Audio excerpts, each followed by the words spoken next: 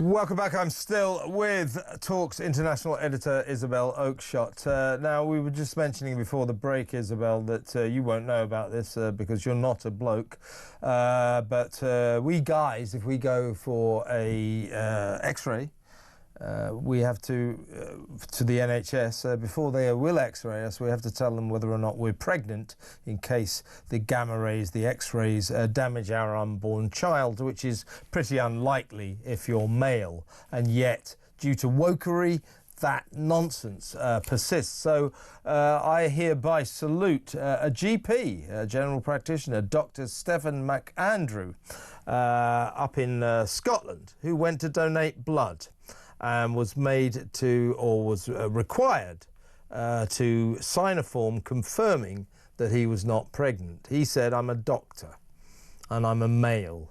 Don't be so ridiculous." So he refused, and for that reason they declined to take his blood. So he was doing his civic duty as a doctor, and they would not take his blood because they said he had to reveal whether or not he was pregnant. Now, the good news about this, he said that he just thought it was time to make a stand.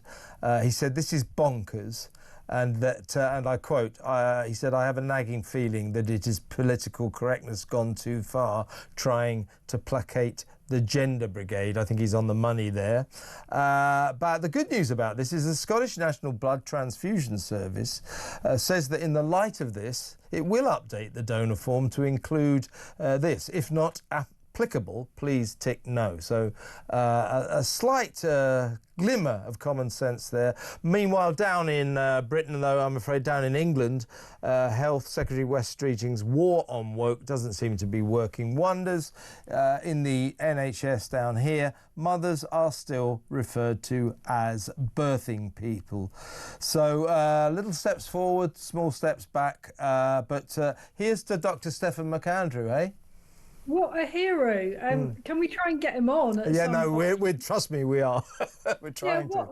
What a legend! You know, he sounds like somebody who hasn't really got involved in politics. You know, most doctors don't really want to get involved in politics; just want to help people get better. And it's great that he took a stand, and I think that's a victory. You know, it's not a total victory because one would like to see the question not asked at all of anyone who's obviously male. But at least now people have the option not to have a row with whatever poor nurse or radiologist they are interacting with. I mean, I can't believe that people are asked it, but, you know... They are. I mean, you know, our friend and colleague James Whale, who sadly, you know, has been battling cancer courageously now for about 5 years. Good for him. And he's still going strong, by the way. But obviously he has to go to the hospital a great deal and requires regular x-rays. And every single time, and he said it's become like a joke, but they do have to say, "Mr. Whale, are you pregnant?"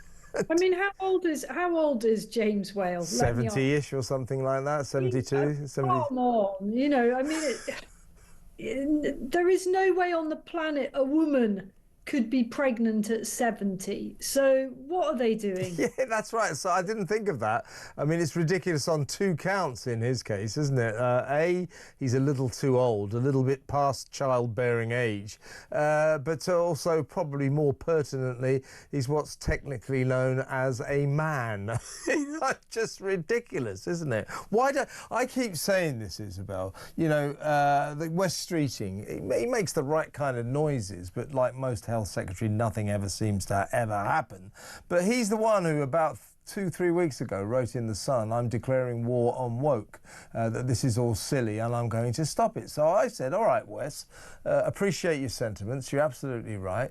As a starting point, why don't you announce right now that from now on men will not be asked whether or not they're pregnant? That would be a good start.